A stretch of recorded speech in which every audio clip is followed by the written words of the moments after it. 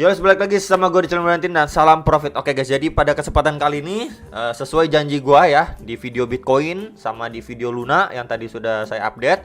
Kalau misalkan kalian setuju, akan saya istilahnya bikinkan video ya tentang koin rekomendasi ya yang bisa kalian pertimbangkan. Ingat ya, jadi ini adalah koin rekomendasi yang bisa kalian pertimbangkan untuk kalian bisa beli ataupun invest dan lain sebagainya. Oke, jadi ini menurut pandangan saya. Jadi di video kali ini sesuai janji saya akan saya bagikan outlooknya kondisi sekarang bagaimana ya. Dan juga kenapa alasannya ini menurut saya oke ya. Jadi langsung aja dimulai videonya ya. Ini langsung kita ataupun saya biasanya memang buka di coinmarketcap.com. Jadi buat kalian yang mungkin belum tahu ya, mungkin ada aja yang belum tahu, lihat ranking koin-koin gini di mana, di coinmarketcap.com ini ada juga, bisa juga dilihat ya teman-teman. Jadi pasti ranking 1 itu Bitcoin, ranking 2 itu Ethereum, USDT dan USDC itu adalah stablecoin ya, jadi nggak dihitung lah ya. Ini ada BNB ya. Jadi ranking 1 itu Bitcoin, ranking 2 Ethereum, yang ketiganya itu BNB karena 2-3 ini stable ya, stablecoin, jadi nggak dihitung. Kemudian keempat ini adalah XRP, ada Cardano, Solana, kemudian disusul Doge, DOT dan AVAX ya. Jadi BUSD ini juga adalah stablecoin juga dari Binance. Oke. Nah, jadi kalau misalkan ya mau lihat ataupun menurut saya, pandangan saya, koin yang patut dipertimbangkan ya pastinya adalah pionernya, itu adalah Bitcoin, itu nomor 1, dan kedua adalah Ethereum. Ya, jadi dua ini memang udah teruji ya dari tahun ke tahun gitu, dari bear market ke bull market lagi, di bear market lagi, bull market lagi gitu ya. Jadi memang ini sudah teruji. Jadi mungkin banyak juga bilang, aduh, oke, Bitcoin tahu lah ya, tahu. Waduh, Ethereum tinggi bro, harganya mahal. Ya mahal, kenapa emangnya? Gitu kan. Tinggi iya harganya Ethereum. Sekarang di harga sekitar $2.000. Ya kenapa gitu? Kalau misalkan kalian beli, misalkan 1 juta rupiah kalian beli, kemudian Ethereum ini naik 10%, ya 1 juta kalian juga akan naik 10% juga nilainya gitu kan. Jadi nggak harus beli satu koin ya. Jadi kalau misalkan Ethereumnya minus 5%, ya uang kalian juga ikutan minus 5%. Ethereumnya naik 5%, ya uang kalian yang kalian belikan Ethereum itu juga naik 5% gitu. Jadi memang nggak ada keharusan beli satu koin baru bisa ngerasain ikutan profit dan lain sebagainya, enggak gitu. Ya nggak ada masalah ya dia koinnya mau mahal mau murah gitu ya. Jadi pertama lihat dari segi ketahanan dulu dari tahun ke tahun ya. Jadi ini pasti Bitcoin, nah kemudian Ethereum menurut saya. Lalu yang kedua itu BNB. Nah jadi memang ini adalah koin ya yang menghiasi atau istilahnya nomor 1 lah alokasi dana saya di portofolio saya itu adalah BNB. Kenapa BNB? Nah, simple aja, karena memang alasan pertama, dia udah teruji juga. Dia udah teruji juga dari bear market ke bull market, ke bear market, ke bull market. Masih ada-ada aja nih BNB. Bahkan harganya cenderung naik lah pastinya gitu kan. Dari waktu ke waktu. Lalu alasan berikutnya kenapa si BNB ini ya punya exchange nomor 1, teman-teman. Ya, exchange nomor 1. Ini di sini bagian exchange kita bisa klik aja exchange. Nah ini Binance. Jadi dia punya exchange nomor 1, lebih gampang gitu ngebuat si istilahnya koin BNB ini akan lebih bertahan. Let's say ya dengan gampangnya si CZ istilahnya bikin banyak event, banyak program di exchange-nya yang mengharuskan orang punya BNB baru bisa ikutan event ini, harus ngehold BNB baru bisa ikutan event ini. Kemudian juga ada program staking untuk si BNB dan lain sebagainya. Banyak banget ya event-event, program-program yang ditawarkan Binance yang mengharuskan orang dalam tanda kutip punya ataupun beli BNB ini, koin ini. Jadi mungkin kalian juga nggak tahu juga ya. Misalkan lagi ada event ini nih dari Binance, wah BNB harganya mulai agak terdongkrak naik karena event ini, sering event dan lain sebagainya. Dan itu kesukaan saya pribadi gitu, karena aktif banget gitu. Istilahnya event-event, program-program yang bisa ngebuat harga si BNB ini lumayan oke. Kemudian juga ada program burn juga ya kan. Terus di burn secara berkala ya untuk ngurangin supply-nya dia. Kemudian ya itulah hal-hal yang menurut saya menarik untuk si BNB ini. Nah kemudian juga nggak lupa juga untuk si Ethereum ini kan akan merge ya. Kemudian juga ada Ethereum 2.0, dia dikembangin terus agar fee-nya lebih murah dan lain sebagainya ya kan.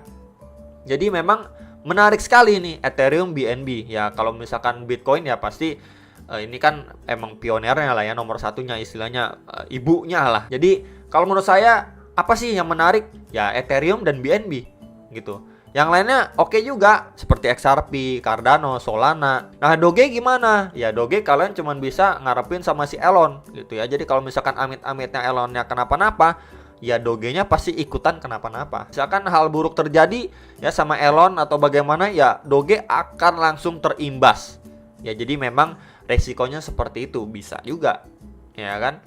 Nah, kemudian kalau misalkan contoh seperti XRP bagus, cuman memang dia terhalang sama si yang namanya persidangan dengan SEC yang belum kunjung selesai dan diundur sampai tahun depan. Jadi memang halangannya si XRP ini tinggal kelarin sidangnya aja sama SEC, habis itu udah selesai. Nah, kalau misalkan Cardano memang ini butuh waktu.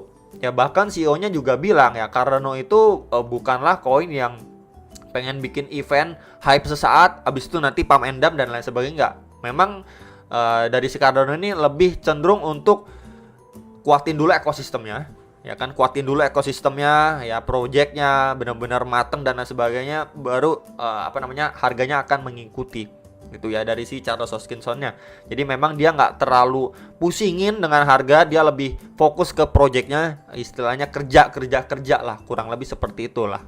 Ya, cuman memang kalau misalkan kalian nggak panjang sabar untuk si Cardano dan XRP, maybe kalian bisa pilih untuk si Ethereum sama si BNB. Karena memang kita udah lihat juga ya selama mungkin ya maybe dari tahun kemarin sampai tahun sekarang aja sudah lumayan oke lah untuk si BNB sama Ethereum. Kemudian pertimbangan lain kalau misalkan market itu drop, ya bagaimana orang itu istilahnya mulai tertarik lagi di market kripto ini. Ya mau nggak mau kan harus dinaikin dulu.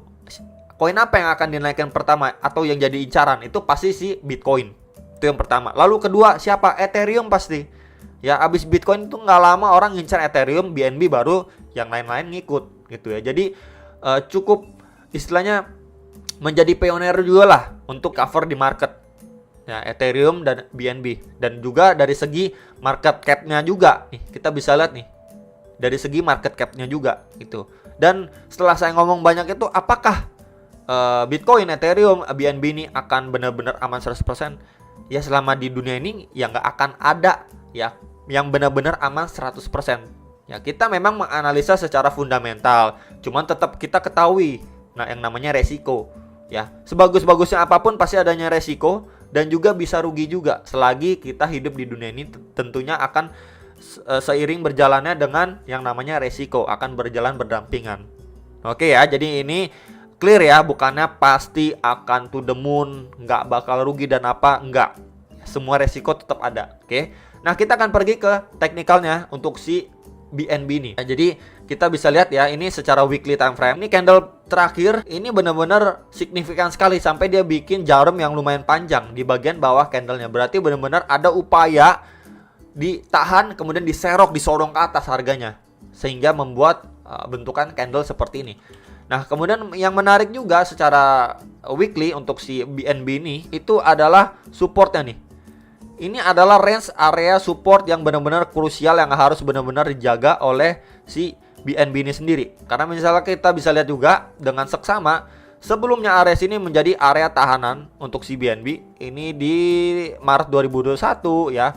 Kemudian ini di Mei 2021, kemudian ini di Juni 2021, and then dia nyentuh lagi ini di Juli 2021 ya. Jadi memang di range box warna merah ini adalah support yang krusial setelah dia breakdown dari area atau range support ini. Ini menahan laju ataupun koreksi si BNB 20 September 2021, kemudian Januari 2022, Februari 2022, dan akhirnya dia breakdown ya dari box yang pertama ini, and then next ini menjadi area yang benar-benar krusial untuk si BNB. Karena secara weekly ya, ini kita berbicara secara weekly time frame, ini beberapa kali membuat yang atau membentuk yang namanya tail candle cukup panjang dan adanya reaksi atau demand yang benar-benar kuat di box area ini. Jadi ini adalah area demand yang benar-benar kuat, ini di range kisaran 216 sampai kisaran 285 dolar. Itu adanya demand yang cukup strong untuk si BNB secara weekly ya. Jadi kalau misalkan area itu dia nggak mampu ataupun nggak ada yang namanya demand yang nahan, wah ini kita bisa lihat ya, Next lagi tuh kita bisa melihat untuk support and then resistance di area sini, ini cukup jauh teman-teman. Ini cukup jauh kalau bisa diperhatikan. Ini di sekitaran 36,6 sampai 49,3 dolar guys. Bayangkan. Ya makanya ini adalah area yang cukup krusial untuk si BNB secara weekly. Jadi memang syukurlah untuk si BNB secara weekly-nya kita bisa lihat ya, ini adanya reaksi dari buyer benar-benar mencoba dipertahankan untuk si BNB ini sendiri. So kalau misalkan next candle untuk weekly-nya bahkan mampu close ya, bahkan mampu close di atas area sini. Di sini kita bisa lihat sebelumnya menjadi support untuk si BNB. Kita ataupun saya akan tandain dulu. Oke, horizontalnya di sini ya, teman-teman. Nah, kalau mampu close di atas 357 dolar, itu pertanda yang benar-benar bagus untuk si BNB.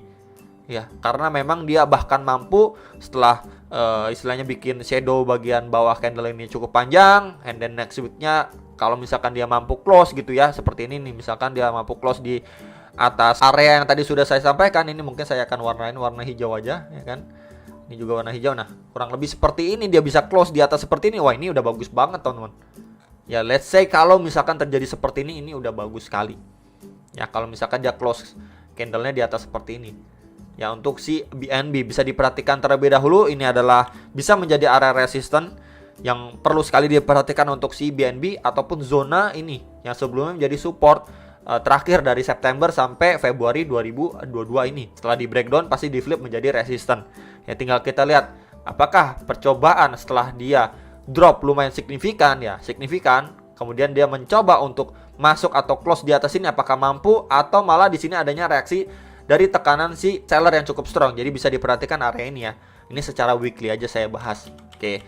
Nah, kemudian ngebahas untuk mungkin yang nanya masa depan untuk si BNB bagaimana? Ya, kalau misalkan market lagi tidak mendukung, jadi secara overall marketnya lagi bear, ya pasti BNB juga akan terkena dampak. Cuman memang kalau misalkan dilihat dari projectnya dan lain sebagainya, saya masih cukup yakin dan percaya untuk si BNB suatu saat nanti bisa mencapai 1.000 dolar per satu keping BNB-nya. Kemarin itu kan dia tertinggi ini sekitar 690 dolaran gitu kan. Jadi ya tinggal kita lihat aja nanti kalau benar-benar market recover dan benar-benar siap rebound, kemungkinan besar ya mungkin di kisaran ke sekitar 900 sampai 1.000 dolar itu masih make sense untuk si BNB gapai per satu kepingnya. Tapi tentunya hal itu bukan membuat menjadi FOMO dan lain sebagainya. Itu untuk long term ya teman-teman. Itu untuk long term, bukan berbicara besok, minggu depan, bulan depan dia mencapai segitu, enggak. Tapi ini untuk long term.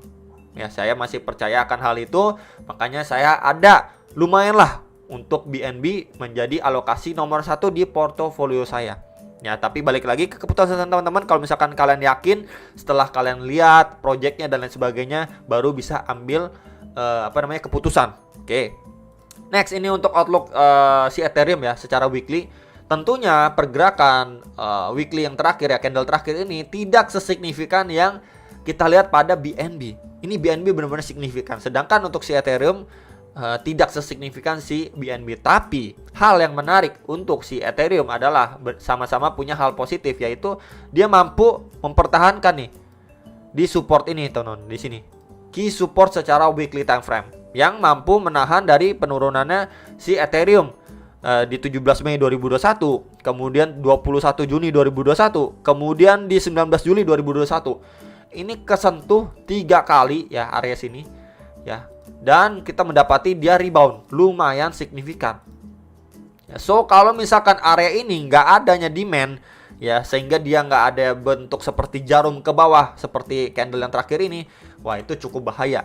Tapi bersyukurlah si Ethereum juga adanya reaksi dari buyer sehingga dia sekarang berada di area udah di atas ya, area box warna hijau ini di kisaran 1.700 sampai 2.000 dolar. Sekarang kan harganya 2.100-an dolar ya. Nah, kalau misalkan area sini aja istilahnya jebol, next area yang berpotensi untuk divisit oleh si Ethereum itu di kisaran berapa, bro? Ya, ini bisa diperhatikan juga di area next target lagi di area sini. Ini di sekitar 950 sampai 1.352 dolar. Ya, kalau misalkan bahkan di benteng terakhirnya yang tadi saya sudah sebutkan, kalau misalkan di area itu kita jebol ya, ini menjadi next target. Karena sempat juga menjadi tahanan ya, support juga di next atau box warna hijau yang lebih bawah lagi gitu. Tapi syukurlah untuk sekarang ini kita mendapati adanya reaksi yang lumayan walaupun tidak sebaik si BN secara weekly time frame. Oke ya teman-teman. Dan yang menarik secara weekly untuk si Ethereum juga belum kita lihat masuk area oversold-nya. Secara weekly ini semenjak kita lihat dia oversold terakhir kali itu di 10 Desember 2018. Sampai saat ini belum kita lihat dia benar-benar masuk di area oversold-nya secara RSI. Ya, jadi memang masih adanya istilahnya kemungkinan untuk si Ethereum mungkin terpressure lagi secara RSI-nya, bahkan dia bisa menghampiri extremely oversold. Jadi memang ini bukanlah istilahnya oh ini udah kayak gini bakalan lanjut rebound kenceng, ya nggak kayak begitu juga gitu ya. Cuman kita bisa memanfaatkan untuk short termnya terlebih dahulu. Tapi untuk long termnya si Ethereum ini terakhir kali ini nyentuh di kisaran 4.880 dolaran, ya hampir 5.000 dolar gitu. Jadi memang saya percaya untuk si Ethereum bisa mencapai sekitar 5.000 dolar ya. Kemarin kan sekitaran 4.800-an dolar sekian gitu ya. Jadi masih mungkin untuk dia bikin Neo ATH ke kisaran 5.000 dolar dulu aja ya. Nggak usah yang muluk-muluk bagaimana gitu. Create Neo ATH dulu aja di sekitaran 5.000 dolar per satu keping Ethereum-nya itu masih make sense menurut saya pribadi gitu. Jadi saya pribadi nggak ngarepin ataupun mentargetkan Ethereum bakal ke 10.000, ke 15.000, ke 20.000 dolar per satu kepingnya, enggak, tapi di 5.000 dolar. Kalau dibandingkan ATH sebelumnya kita bisa lihat ya di sini ATH sebelumnya dengan ATH terakhirnya dia. Ini kenaikannya berapa persen? Sebentar, akan saya coba tandain. Nah ini ya kita ukur teman-teman. Ini kenaikan salah. Bukan yang itu mah bro. Nah ini ya. Ini kenaikannya berapa persen ya? Kurang lebihnya sekitaran 12% lah ya. Ini sekitar 12%. So kalau memang kurang lebih naiknya kisaran 12% juga ya. Kalau misalkan kita lihat seperti itu aja lah simpelnya ya. Di sini ya kurang lebih di 10%, 12%, maka kita akan mendapati ataupun melihat potensinya dia itu ke kisaran 5.900 atau sekitaran 6.000 dolar. Ya itu masih make sense lah ya. Pokoknya kisaran 5.000 sampai 6.000 dolar itu masih sangat make sense untuk si Ethereum bisa gapai gitu long termnya. Ingat ini untuk long term. Sedangkan untuk si BNB ke sekitar 900 sampai 1.000 dolar per satu kepingnya itu masih make sense. Dan sedikit tambahan untuk si Ethereum ya. Untuk si Ethereum kalau misalkan secara weekly kita bisa perhatikan area yang sebelumnya di support ini and then menjadi next resistance untuk si Ethereum ya. Ini mungkin saya akan tandain dengan box warna merah aja ya teman-teman di sini. Ya nih. Ya. Ini di sekitaran 2.450 sampai sekitar 2.550 dolar. Ya, jadi ini adalah next target yang perlu sekali diperhatikan ya. Kalau misalkan si Ethereum mampu close candle di atas ini secara weekly, ya pertanda lumayan ataupun cukup baik untuk si Ethereum-nya. Ya, jadi sama halnya seperti BNB ya. Tadi ini ada area yang perlu sekali diperhatikan. Begitu juga untuk si Ethereum. Ya, jadi itu sekilas saja untuk secara weekly atau garis besar aja ya bahasan untuk si Ethereum dan BNB. Ya, mungkin dua ini menurut saya cukup oke. Ya balik lagi saya ingin ingetin ke teman-teman sekalian, walaupun harganya tergolong lumayan mahal, sudah jutaan rupiah, bahkan Ethereum udah puluhan juta ya, bukan berarti kalian harus beli satu koin. Ya jadi kalau misalkan kalian beli 100.000 pun, ya 100.000 rupiah pun kalian beli, kalau misalkan Ethereum atau BNB-nya naik 10%, maka uang kalian 100.000 itu juga akan bertambah nominalnya itu 10% juga. Berikut juga kalau misalkan mengalami penurunan atau rugi. Ya. Jadi itu aja teman-teman bahasan untuk si BNB dan Ethereum. Mungkin bisa sedikit terbantu ya dengan adanya video ini. Tentunya sebelum make decision kalian bisa analisa kembali sebelum melakukan atau memutuskan lah ya untuk mengambil keputusan kalian masing-masing. Semoga bisa bermanfaat dan sampai jumpa untuk next video. Salam profit.